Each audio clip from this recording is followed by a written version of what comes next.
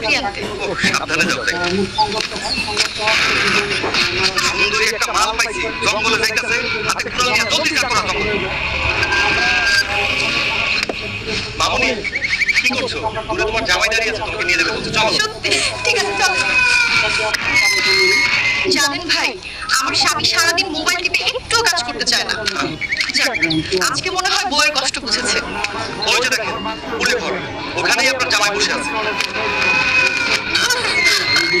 কাম শেষ, এগুলো আমি চাই। কি হয়েছে মা তোমার? গোলামের বাচ্চা, তুই শুয়ে আছিস? এদিকে তোর